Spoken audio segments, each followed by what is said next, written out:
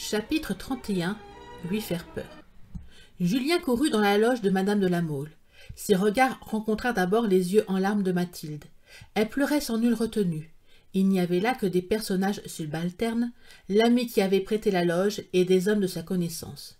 Mathilde posa sa main sur celle de Julien. Elle avait comme oublié toute crainte de sa mère. Presque étouffée par ses larmes, elle ne lui dit que ce seul mot. « Des garanties !»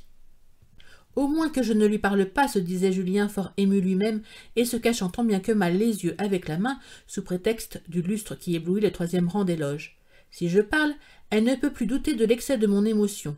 Le son de ma voix me trahira, tout peut être perdu encore. » Ces combats étaient bien plus pénibles que le matin. Son âme avait eu le temps de s'émouvoir, il craignait de voir Mathilde se piquer de vanité. Ivre d'amour et de volupté, il prit sur lui de ne pas lui parler. C'est, selon moi, l'un des plus beaux traits de son caractère. Un être capable d'un tel effort sur lui-même peut aller loin, si fata sinent. Mademoiselle de La Mole insista pour ramener Julien à l'hôtel. Heureusement, il pleuvait beaucoup. Mais la marquise le fit placer vis-à-vis d'elle, lui parla constamment et empêcha qu'il ne pût dire un mot à sa fille.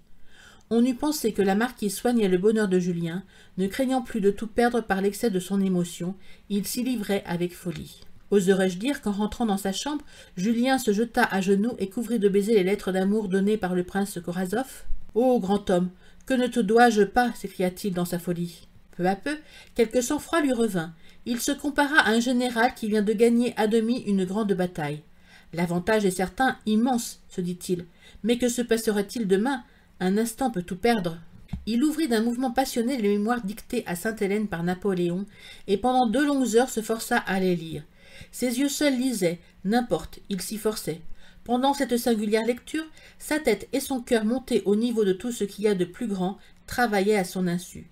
Ce cœur est bien différent de celui de Madame de Rênal, se disait-il, mais il n'allait pas plus loin. Lui faire peur, s'écria-t-il tout à coup en jetant le livre au loin. L'ennemi ne m'obéira qu'autant que je lui ferai peur, et alors il n'osera me mépriser. Il se promenait dans sa petite chambre, ivre de joie. À la vérité, ce bonheur était plus d'orgueil que d'amour. Lui faire peur, se répétait-il fièrement. Et il avait raison d'être fier. Même dans ses moments les plus heureux, Madame de Rênal doutait toujours que mon amour fût égal au sien. Ici, c'est un démon que je subjugue, donc il faut subjuguer. Il savait bien que le lendemain, dès 8 heures du matin, Mathilde serait à la bibliothèque. Il n'y parut qu'à 9 heures, brûlant d'amour, mais sa tête dominait son cœur. Une seule minute, peut-être, ne se passa pas sans qu'il ne se répétât « La tenir toujours occupée de ce grand doute, m'aime-t-il » Sa brillante position, les flatteries de tout ce qui lui parle la portent un peu trop à se rassurer. Il la trouva pâle, calme, assise sur le divan, mais hors d'état apparemment de faire un seul mouvement. Elle lui tendit la main. « Ami, je t'ai offensé, il est vrai. Tu peux être fâché contre moi ?» Julien ne s'attendait pas à ce ton si simple. Il fut sur le point de se trahir. « Vous voulez des garanties, mon ami » ajouta-t-elle après un silence qu'elle avait espéré voir rompre. « Il est juste. Enlevez-moi. Partons pour Londres. Je serai perdue à jamais, déshonorée. » Elle eut le courage de retirer sa main à Julien pour s'en couvrir les yeux. Tous les sentiments de retenue et de vertu féminine étaient rentrés dans cette âme. « Eh bien, déshonorez-moi, dit-elle enfin avec un soupir. C'est une garantie.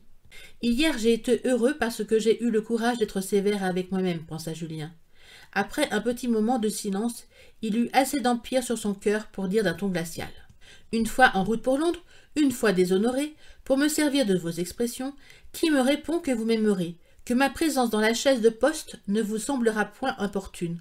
Je ne suis pas un monstre, vous avez perdu dans l'opinion ne sera pour moi qu'un malheur de plus. Ce n'est pas votre position avec le monde qui fait obstacle, c'est par malheur votre caractère. Pouvez-vous répondre à vous-même que vous m'aimerez 8 jours ? Ah, qu'elle m'aime 8 jours, 8 jours seulement, se disait tout bas Julien, et j'en mourrais de bonheur. Que m'importe l'avenir, que m'importe la vie, et ce bonheur divin peut commencer en cet instant si je veux, il ne dépend que de moi. » Mathilde le vit pensif. « Je suis donc tout à fait indigne de vous, dit-elle en lui prenant la main. » Julien l'embrassa, mais à l'instant la main de fer du devoir saisit son cœur. Si elle voit combien je l'adore, je la perds. Et avant de quitter ses bras, il avait repris toute la dignité qui convient à un homme. Ce jour-là et les suivants, il sut cacher l'excès de sa félicité. Il y eut des moments où il se refusait jusqu'au plaisir de la serrer dans ses bras. Dans d'autres instants, Le délire du bonheur l'emportait sur tous les conseils de la prudence. C'était auprès d'un berceau de chèvrefeuilles disposé pour cacher l'échelle dans le jardin qu'il avait coutume d'aller se placer pour regarder de loin la persienne de Mathilde et pleurer son inconstance. Un fort grand chêne était tout près, et le tronc de cet arbre l'empêchait d'être vu des indiscrets.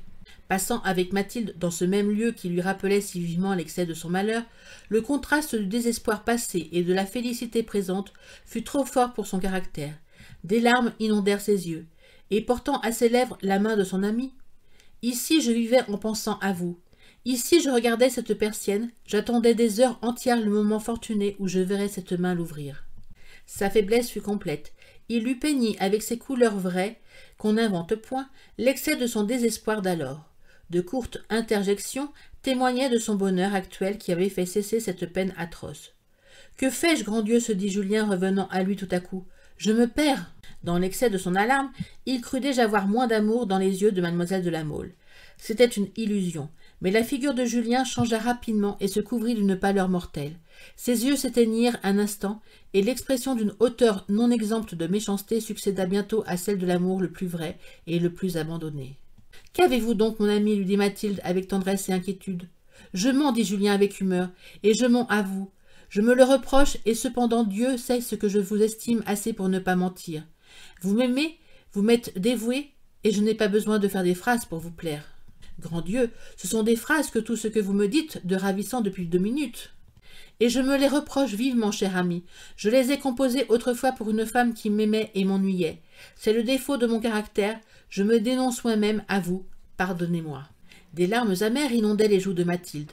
« Dès que, par quelque nuance qui m'a choqué, j'ai un moment de rêverie forcée, continuait Julien, mon exécrable mémoire, que je maudis en ce moment, m'offre une ressource et j'en abuse. Je viens donc de tomber à mon insu dans quelque action qui vous aura déplu, dit Mathilde avec une naïveté charmante. Un jour, je m'en souviens, passant près de ces chèvrefeuilles, vous avez cueilli une fleur. Monsieur de Luz vous l'a prise, et vous la lui avez laissée. J'étais à 2 pas.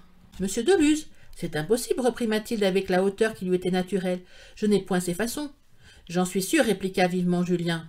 Eh bien, il est vrai, mon ami, dit Mathilde en baissant les yeux tristement. Elle savait positivement que depuis bien des mois, elle n'avait pas permis une telle action à monsieur de Luz. Julien la regarda avec une tendresse inexprimable. Non, se dit-elle, elle ne m'aime pas moins. Elle lui reprocha le soir, en riant, son goût pour madame de Fervaques. Un bourgeois aimait une parvenue. Les cœurs de cette espèce sont peut-être les seuls que mon Julien ne puisse rendre fou. Elle avait fait de vous un vrai dandy, disait-elle, en jouant avec ses cheveux. Dans le temps qu'il se croyait méprisé de Mathilde, Julien était devenu l'un des hommes les mieux mis de Paris. Mais encore avait-il un avantage sur les gens de cette espèce. Une fois sa toilette arrangée, il n'y songeait plus. Une chose piquait Mathilde. Julien continuait à copier les lettres russes et à les envoyer à la maréchale.